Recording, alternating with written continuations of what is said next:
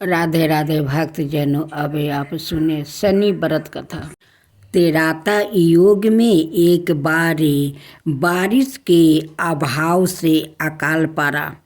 तब कौशिक मुनि परिवार के लालन पालन के लिए अपना गृह स्थान छोड़कर अनायत्रा जाने के लिए अपनी पत्नी और पुत्र के साथ चल दिया। फिर भी परिवार का भरण पोषण कठिन होने पर दुखी होकर उन्होंने अपने एक पुत्र को बीच राह में ही छोड़ दिया। वो बालक भूखे प्यास से रोने लगा। तभी उसने कुछ ही दूर पर एक पीपल का वृक्ष और जल का कुंड देखा। उसने भूख शांत करने के लिए पीपल के पत्तों को खाया और कुंड का जल पीकर अपनी प्यास बुझाई। वो बालक प्रतिदिन इसी तरह पत्ते और पानी पीकर वो तपस्या करे समय गुजारने लगा। तभी एक दिन वहाँ देव ऋषि नारद पहुँचे। बालक ने उनको नमन किया। नारद मुनि विपरीत दशा में बालक की विनम्रता देख कर वो खुश हुआ। उन्होंने तुरंत बालक का यथाचित संस्कार कर वेदों की शिक्षा दी। उन्होंने ओम नमो भगवते वासुदेवा की मंत्र दीक्षा भी दी। वो बालक नित भगवान विष्णु के मंत्र का जप करे तप करने लगा। नारद मुनि उस बालक के साथ ही रहे। बालक की तपस्या से भगवान विष्णु प्रसन्न हुए। भगवान विष्णु ने प्रकट होकर बालक से वर मांगने को कहा। बालक ने भगवत भक्ति का वर मांगा। तब भगवान विष्णु ने बालक को योग और ज्ञान की शिक्षा दी, जिससे वो परम ज्ञानी महर्षि बन गया।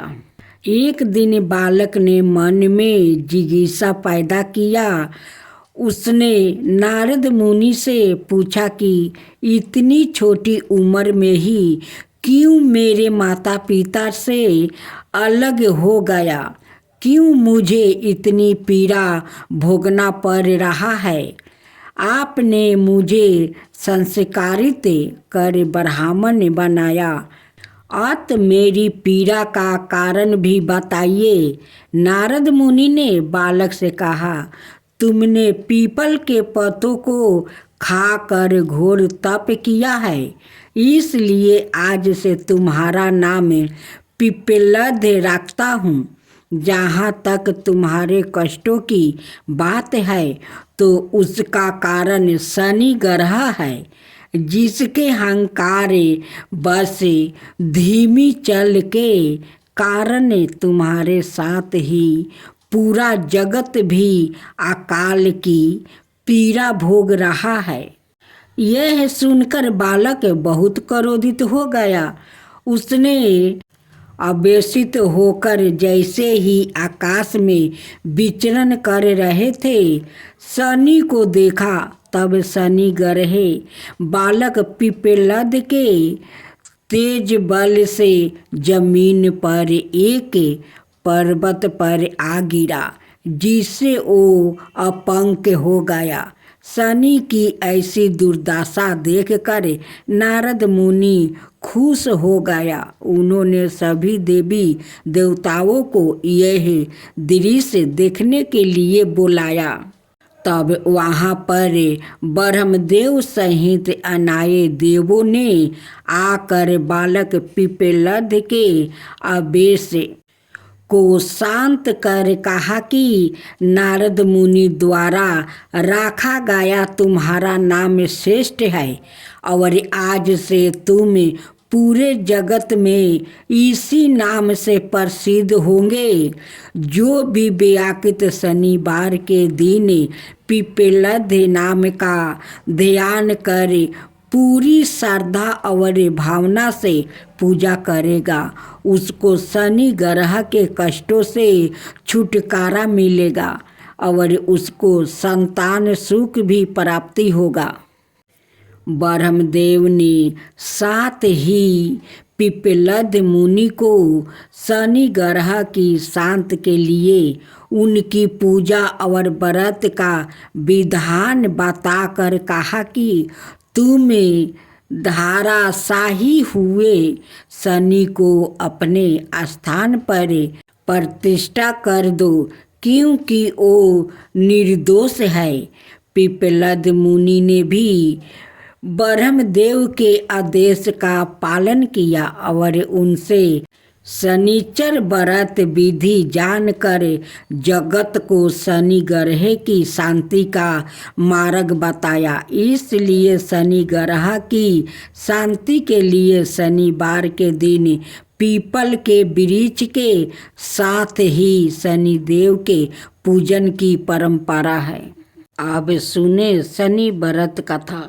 एक समय की बात है, स्वर्ग लोक में सबसे बड़ा कवन के प्रश्न पर नवग्रहों में वाद विवाद हो गया।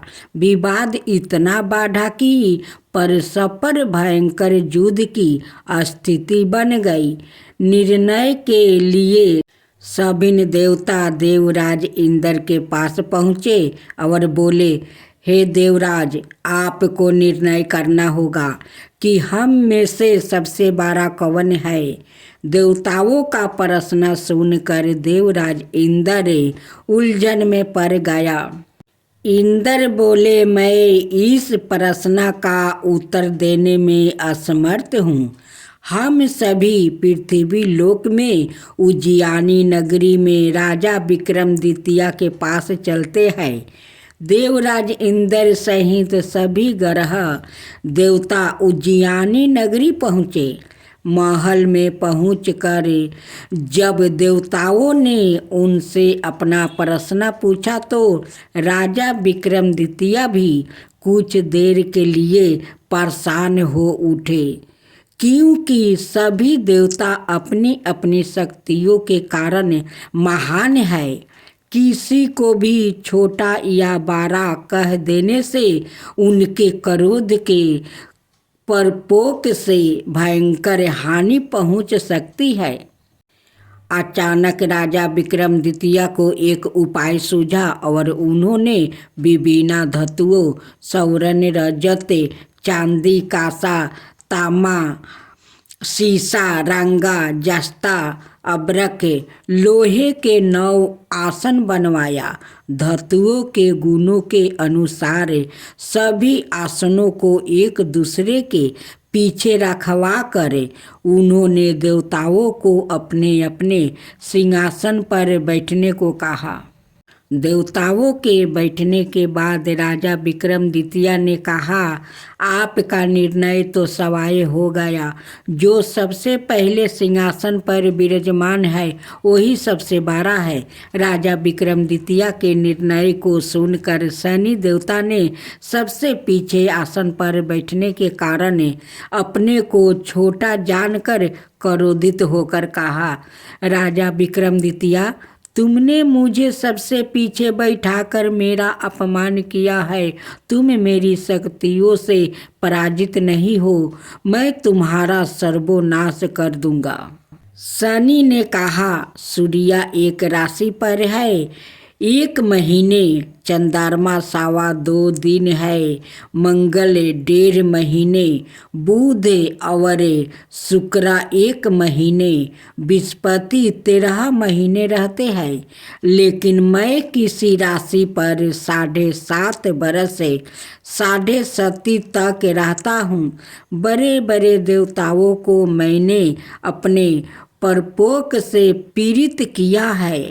राम को 7.5 के कारण ही वन में जाकर रहना पड़ा और रावण को 7.5 के कारण ही युद्ध में मृत्यु का शिकार बनना पड़ा। राजा अब तू भी मेरे परपोक से नहीं बच सकेगा। इसके बाद अनाय ग्रहों के देवता तो प्रसन्नता के साथ चले गए, परंतु शनि देव बड़े क्रोध के साथ वहाँ से विदा हुआ। राजा विक्रमादित्य पहले की तरह ही अन्याय करते रहे। उनके राज्य में सभी स्त्री पुरुष बहुत आनंद से जीवन यापन कर रहा था। कुछ दिन ऐसा ही बीत गया। उधर शनि देवता अपने अपमान को भूला नहीं था। विक्रमादित्य से बदला लेने के लिए एक दिन शनि देव ने घोड़े के व्यापारी का रूप धारण किया और बहुत से घोड़ा के साथ उज्जैनी नगरी पहुँचे।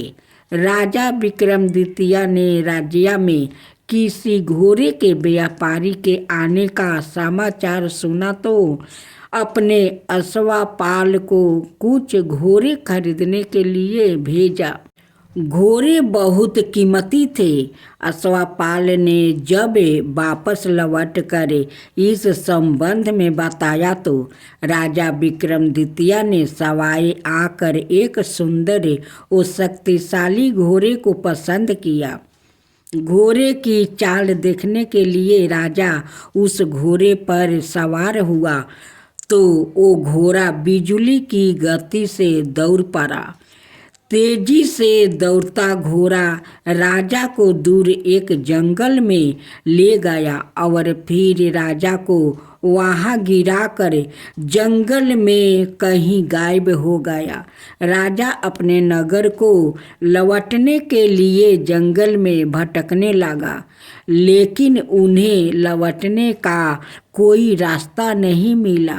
राजा को भूख प्यास लग आई। बहुत घूमने पर उसे एक चरवाहा मिला।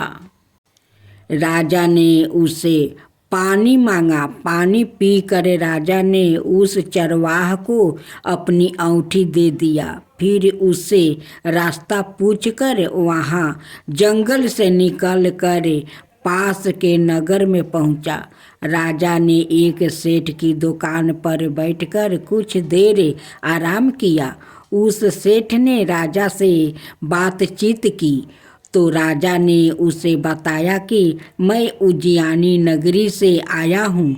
राजा के कुछ देर दुकान पर बैठने से सेठ जी की बहुत बिक्री हुई। सेठ ने राजा को बहुत भगवान समझा और खुश होकर उसे अपने घर भोजन के लिए ले गया।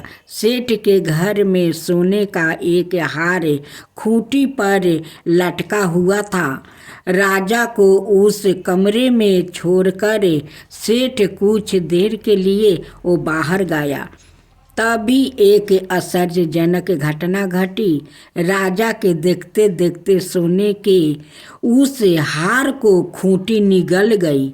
सेठ ने कमरे में लौट कर हार को गायब देखा तो चोरी का संदेह राजा पर ही किया, क्योंकि उस कमरे में राजा ही अकेला बैठा था।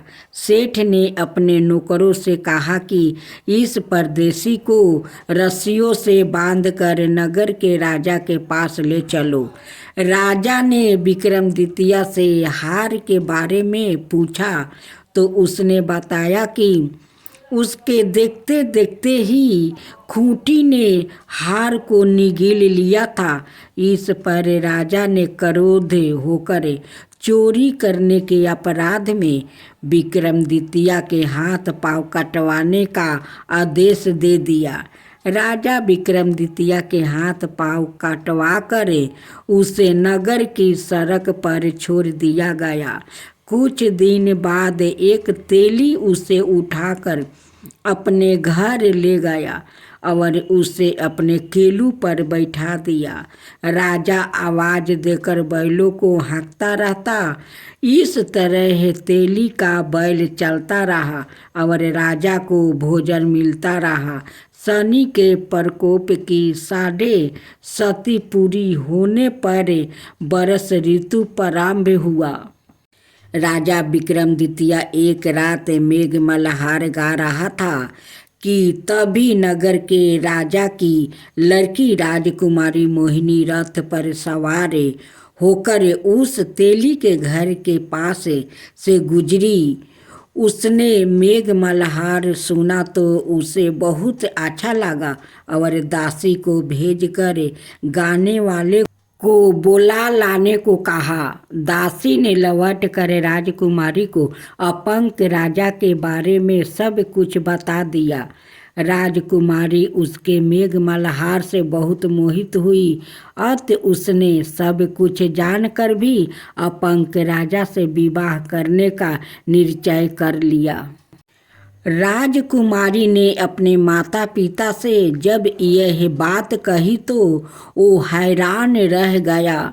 रानी ने मोहिनी को समझाया, बेटी तेरे भाग्य में तो किसी राजा की रानी होना लिखा है, फिर तू उस अपंग से विवाह करके अपने पाँव पर कुल्हाड़ी क्यों मार रही है।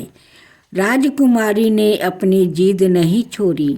अपनी जिद पूरी करने के लिए उसने भोजन करना छोड़ दिया और प्राण त्याग देने का वो निश्चित कर लिया। आखिर राजा रानी को बेबस होकर अपंग के विक्रमादित्य से राजकुमारी का विवाह करना पड़ा। विवाह के बाद राजा विक्रमादित्य और राजकुमारी तेली के घर में रहने लगे। उसी रात सपने में शनिदेव ने राजा से कहा, राजा तुमने मेरा परपोक देख लिया है। मैंने तुम्हें अपने अपमान का दंड दिया है। राजा ने शनिदेव से क्षमा करने को कहा और प्रार्थना की, हे शनिदेव, आपने जितना दुख मुझे दिया है अनाय किसी को ना देना। शनिदेव ने कुछ सोचकर कहा, राजा मैं तुम्हारी प्रार्थना स्वीकार करता हूँ। जो कोई स्त्री पुरुष मेरी पूजा करेगा, शनिवार को व्रत करके मेरी व्रत कथा सुनेगा, उस पर मेरी अनुकंपा बनी रहेगी। प्रातःकाल राजा विक्रमादित्य की नींद खुली तो अपने हाथ पाँव देखकर राजा को बहुत खुशी हुई। उसने मन ही मन शनिदेव को प्रणाम किया। राजकुमारी भी राजा के हाथ पाँव सही सलामत देखकर आश्चर्य में डूब गई। तब राजा विक्रमादित्य ने अपना परिचय देते हुए शनिदेव के परपोक की सारी कहानी सुनाई। सेठ को जब इस बात का पता चला तो दौड़ता हुआ तेली के घर पहुंचा और राजा के चरणों में गिरकर क्षमा मांगने लगा। राजा ने उसे क्षमा कर दिया, क्योंकि यह सब तो शनिदेव के प्रकोप के कारण हुआ था। सेठ राजा को अपने घर ले गया और उसे भोजन करवाया। भोजन करते समय वहाँ एक आश्चर्यजनक घटना घटी। सबके देखते देखते उस खूंटी ने हार उगील दिया। सेठ जी ने अपनी बेटी का विवाह भी राजा के साथ कर दिया और बहुत से स्वर्ण आभूषण धन आदि देकर राजा को विदा किया। राजा विक्रमादित्य राजकुमारी मोहिनी और सेठ की बेटी के साथ उज्जैनी पहुँचे तो नगरवासियों ने हर्ष से उनका स्वागत किया। अगले दिन राजा विक्रमादित्य ने पूरे राज्य में घोषणा करवाई कि शनिदेव सब देवों से सर्वश्रेष्ठ है। प्रत्येक स्त्री पुरुष शनिवार को उनका व्रत करो और व्रत कथा अवश्य सुनो। राजा विक्रमादित्य की घोषणा से शनिदेव बहुत प्रसन्न हुए। शनिवार का व्रत करने और व्रत कथा सुनने के कारण सभी लोग की मनोकामना शनिदेव की अनुकंपा से पूरी होने लगी। सभी लोग आनंद पूर्वक रहने लगा। भक्तजनों, अब हम लोग आरती सुनते हैं। जय जय शनि देवा, सामयंग विक्रमी दृष्टि चतुर्भुजधारी, नीलंबर धारण नाथ गजा की असवारी। जय जय श्री शनिदेव, विकट मुटुक शिशिराजित दीपत है लीलारी, भक्तन की माला गले शोभित बिहारी। जय जय श्री शनिदेव। मोदक मिष्टन पान चढ़े है सुपारी, लोहा तिल तेल उर्दी महिषी अति प्यारी। जय जय श्री शनिदेव। देवदनु ऋषि मुनि सुमिरत नर नारी, विश्वनाथ धरत ध्यान शरण है तुम्हारी। जय जय श्री शनिदेव, भक्तन के हितकारी।